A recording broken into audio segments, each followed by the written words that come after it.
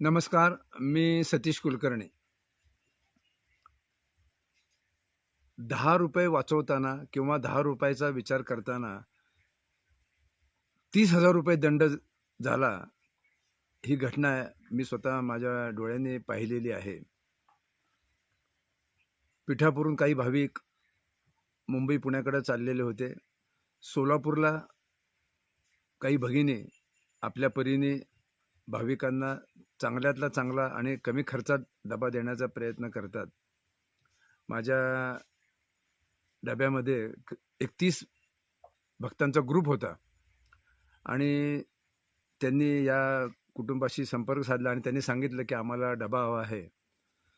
त्यांनी सांगितलं की ₹80 पोळी भाजी आणि इतर आणि पूर्ण डबा ₹150.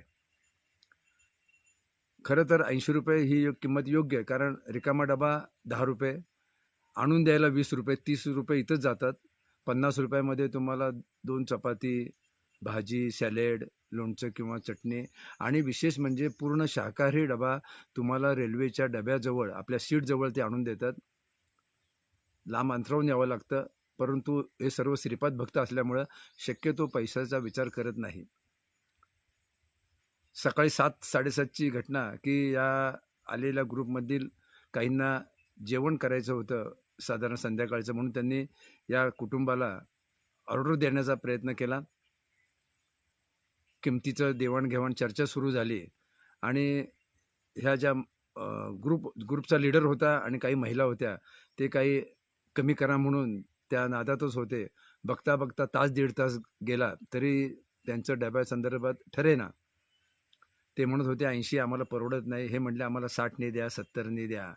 त्या भगिनींनी सगळं सांगितलं की मला परवडत नाही, सगळ्या गोष्टी कराव्या लागतात. आणि दरम्यान बरोबर 9 वाजता तिकीट चेकिंग करणारे आमच्या डब्यामध्ये आले. स्क्वॉड होतं त्यांचं आणि त्यांनी प्रत्येकाचं तिकीट तपासताना आधार कार्ड किंवा जे ओळखपत्र मागायचं ते सांगितलं. आश्चर्य वाटेल, या 30च्या ग्रुपमध्ये 22 लोकांकडं आधार कार्ड किंवा ओळखपत्र नव्हतं आणि नंतर लक्षात आलं की हे 22 डुप्लिकेट तिकिटावर आलेले होते. म्हणजे नाव एकाचं आणि प्रवास दुसरे जण करत होते. तेव्हा टीसीने सांगितलं की हे चांगलं नाही आणि नियमाप्रमाणे तुम्हाला तिकिटाचं भाडं एवढं, कारण हे सगळे एसीमध्ये होते, तुम्हाला तिकिटाचा चार्ज आणि प्लस तुम्हाला दंड असं साधारण प्रत्येकाला ₹1600 तुम्हाला द्यावे लागतील. आणखी परत ते 2-3 चुका होत्याच, तर ₹30,000 दंडाची पावती त्यांना करावी लागली आणि ₹30,000 त्यांनी निमूट दिले. यातून 2 गोष्टी सांगायच्या असं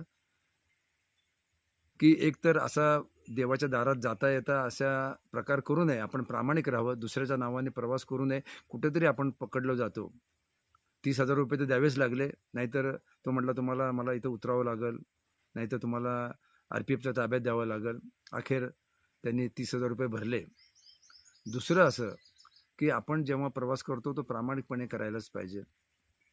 त्याचप्रमाणे आपण ₹10 साठी घासाघीस करतो. जिथं ₹10 देऊन तुम्हाला चांगलं उत्तम जेवण मिळालं असतं.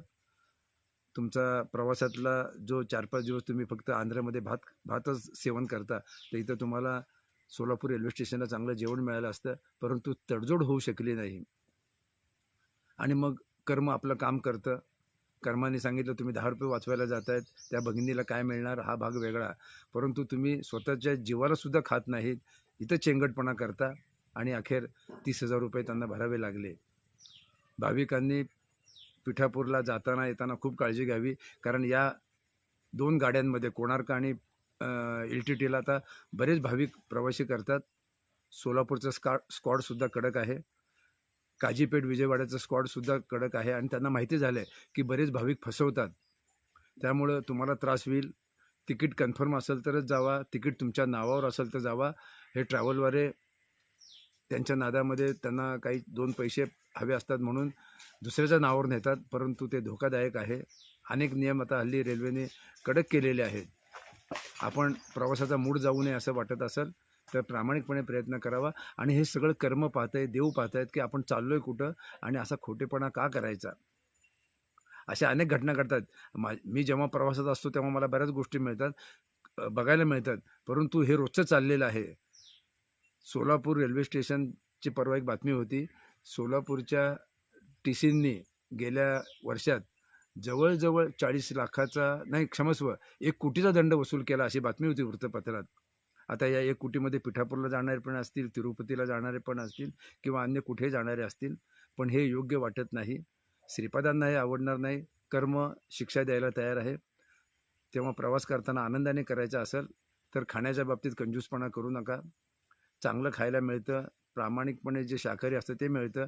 कारण आपण रेल्वेच्या प्रवासामध्ये पाहतो, जे पदार्थ विकले जातात ते उघडे असतात. त्याच्यावर जो विकतो त्याची आरोळी, तो जे मोठमोठ्याने ओरडतो त्याची सर्व थुंकी त्या पदार्थावर पडती. लोक असं खातात आणि नंतर मग आजारपण येतं. आळसपणा हा शत्रू आहे. कंजूसपणाही त्रासदायक आहे. चेंगटपणाही आपण सांगितल्याप्रमाणे त्रासदायक आहे. आणि शेवटी जे घडायचं ते घडतं, ते घडू नये. प्रवास आपला सुखकर व्हावा. श्रीपाद श्री वल्लभांच्या तुम्ही चरणाकडे चाललेले आहात.